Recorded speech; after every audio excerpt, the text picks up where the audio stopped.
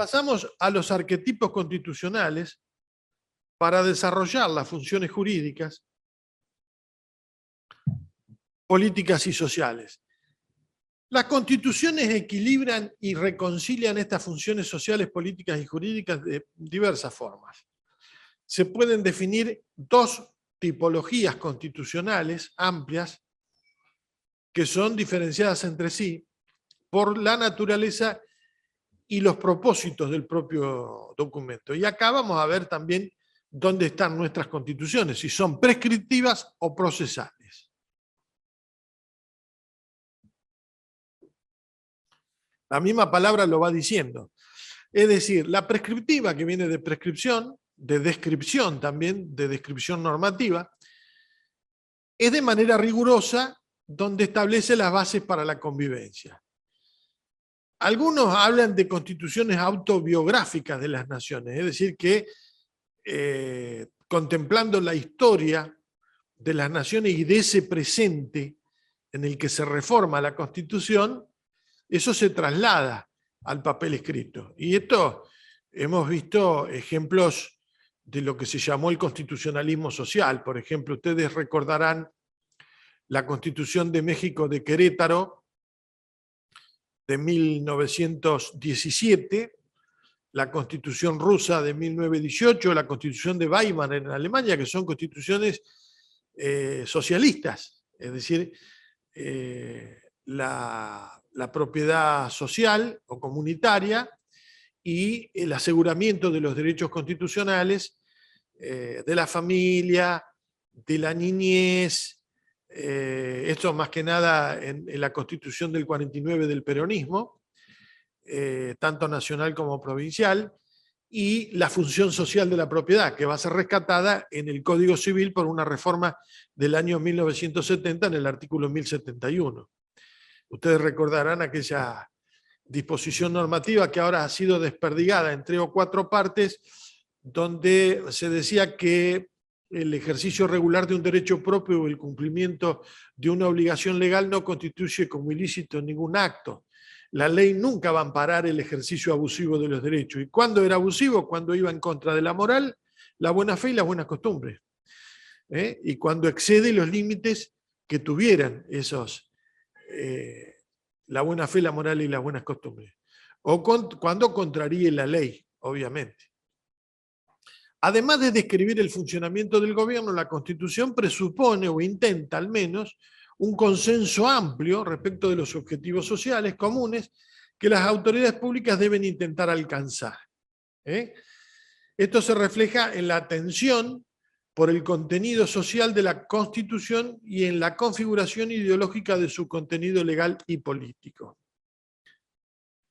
Procesales, bueno, define las estructuras políticas y jurídicas de las instituciones públicas y los límites legales del poder gubernamental, con el objetivo de proteger los procesos democráticos y los derechos humanos fundamentales.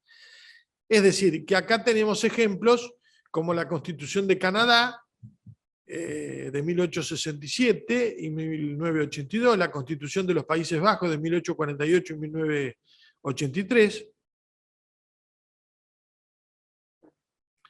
y no proclaman un único ideal de sociedad, son un poco más liberales desde este punto de vista, se apoyan en un compromiso mínimo de convivir, solucionar problemas comunes a través de las instituciones políticas, respetando los derechos de las personas que no están de acuerdo o piensan de otra manera. Contienen muy poca referencia a la consolidación nacional o a los principios filosóficos e ideológicos fundamentales, e incluyen pocas disposiciones sustantivas que regulan asuntos normativos concretos. Bueno, se reitera entonces el tema de los ejemplos de la Constitución de Canadá y de los Países Bajos, y podríamos decir también que nuestra Constitución de 1853 en alguna parte es procesal, o está dentro de la tipología procesal. Ya en 1994 se incorporaron algunos derechos especiales, donde se trata de la no discriminación, de la igualación, del tratamiento de los veteranos de guerra, de los aborígenes, y de la niñez, la familia, la tercera edad, sobre todo en muchos textos constitucionales. Es decir, que la constitucionalización social, por decirlo de alguna forma, está más que nada en el constitucionalismo provincial que en el constitucionalismo federal.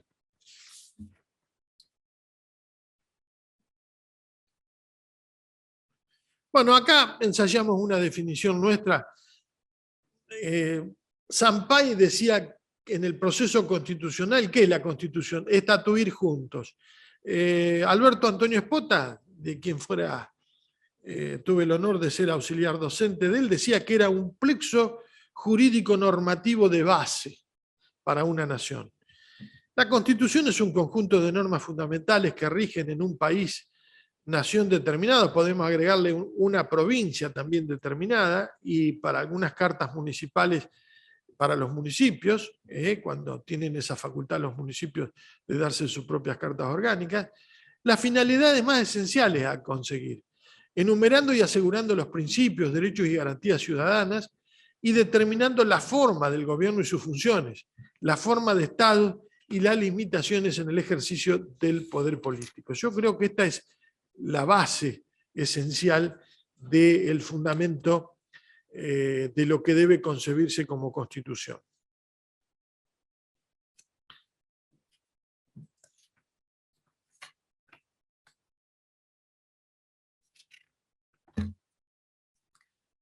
Lo peor que puede pasar en una comunidad organizada es que haya una Constitución escrita y que las disposiciones no se encuentren vigentes. Como muchas disposiciones normativas de nuestra Constitución provincial, que todavía están esperando que se reglamente. Ni hablar del artículo 123 de la Constitución Federal, que nos habla y les dice a las provincias que deben asegurar el régimen municipal, reglando su alcance y contenido desde su punto de vista institucional, político, administrativo, económico y financiero, y que todavía hay algunas constituciones como Santa Fe, Mendoza y Buenos Aires, y algunas otras constituciones también que, habiendo recepcionado el texto nacional en sus propias constituciones, en la Constitución real no lo cumple. Por eso que el gran hecho bochornoso que puede pasar es que la letra esté en la letra, pero que no se cumpla en la realidad, en la Constitución real. Por eso es que la realidad, la historia, la sociología, la política, es la que va a determinar el rumbo de lo que debe hacerse y debe escribirse constitucionalmente, para que haya un diálogo y para que haya una concepción exacta entre realidad y norma, entre normalidad y normatividad, dijera Hermann Heller, autor de la teoría del Estado. Por ello es imperioso declarar la supremacía constitucional como esencial al Estado de Derecho, más aún al Estado de Justicia, como dijéramos anteriormente. De allí la necesidad de un control de constitucionalidad permanente. Es decir, ya no estamos adentrando en lo que va a ser las prescripciones constitucionales. Pasamos a la próxima, el pórtico. Bueno, acá tenemos los recursos bibliográficos que ustedes pueden anotárselo, de donde pueden sacar datos, y ya les pasamos los de Hans Kelsen con anterioridad, que está en un documento publicado por la Universidad de Buenos Aires, la Facultad de Derecho, del Instituto de Investigaciones Científicas Ambrosio L. Gioja. El principio de supremacía constitucional, porque si la Constitución es lo más importante, como dijimos, ese presupuesto válido del que nos hablara Kelsen, lo importante es que se cumpla la supremacía constitucional. Fíjense esta declaración: dividimos el derecho nacional del derecho provincial, pero lo que queda claro es que la Constitución y los 14 instrumentos de derechos humanos son el ápice máximo de la pirámide jurídica. Ustedes habrán oído hablar del artículo 31,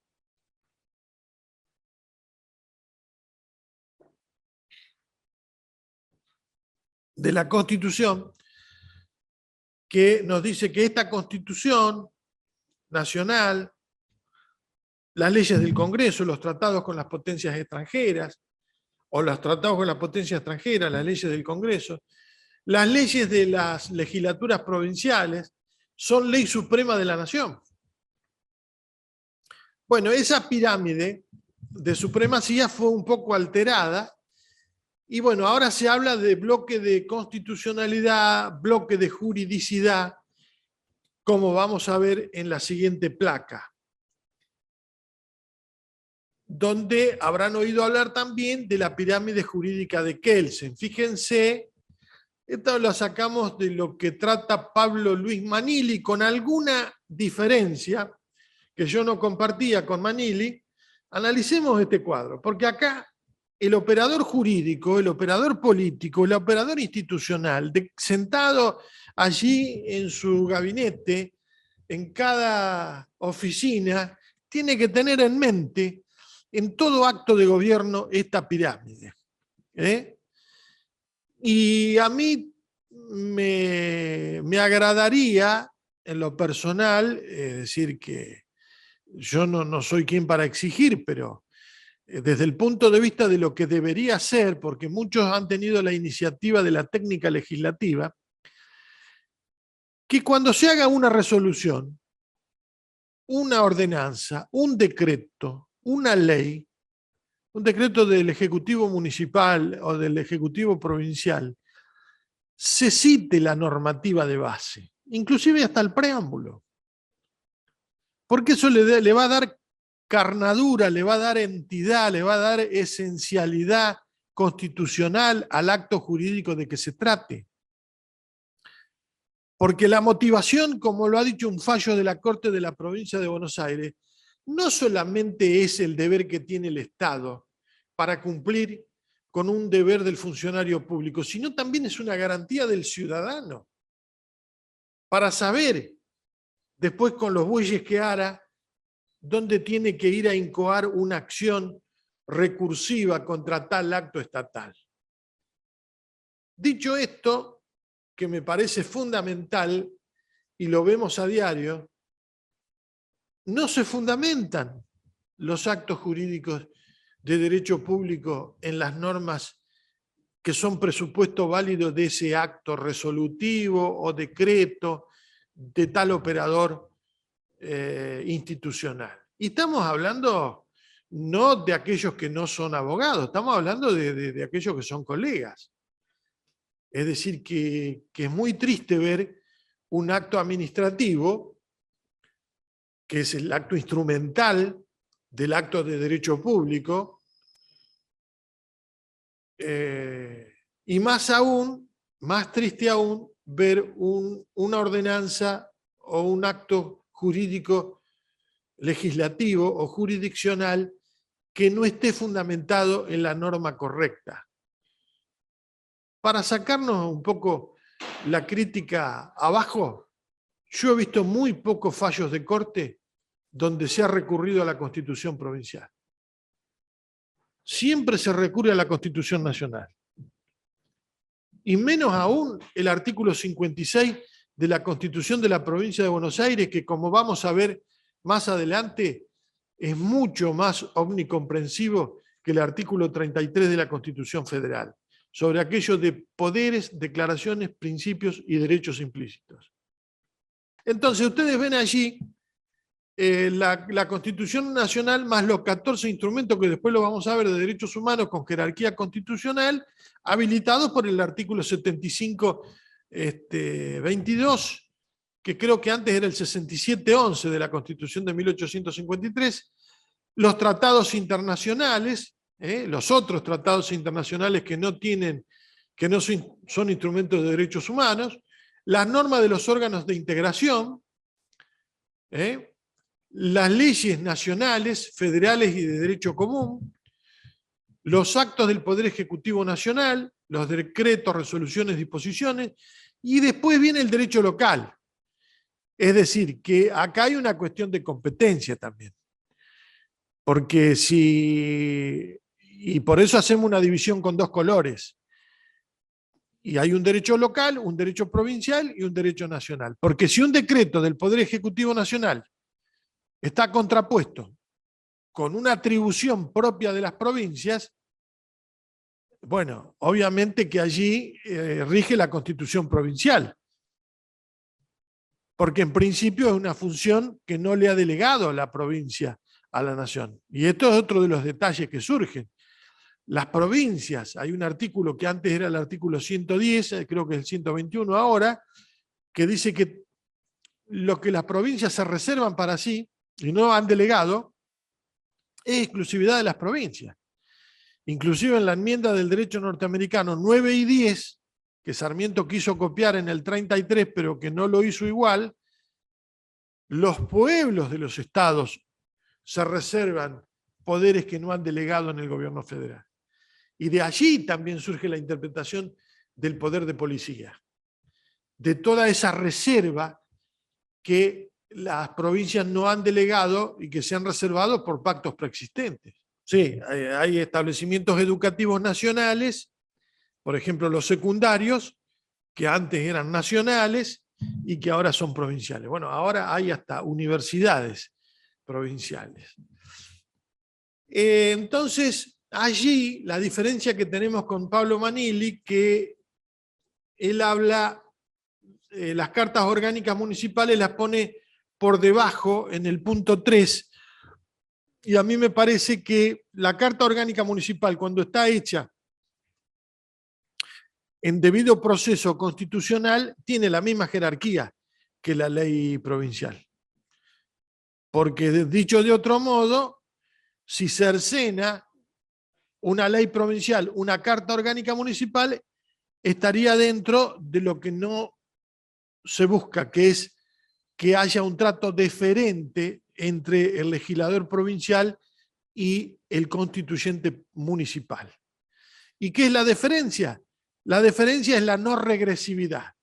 Si yo te di una función para que vos la ejerzas, que es dictarte tu constitución, mientras no ocurra algo violatorio, grave, del debido proceso constitucional, y está dado regularmente, esa carta orgánica municipal tiene la misma jerarquía que una ley provincial. Bueno, esto es lo que ha dicho el Tribunal Constitucional alemán sobre un caso que se ha dado de no regresividad de la autonormatividad constituyente para los municipios, es decir, que tiene que haber una causa grave para que una ley provincial esté por encima de una constitución municipal.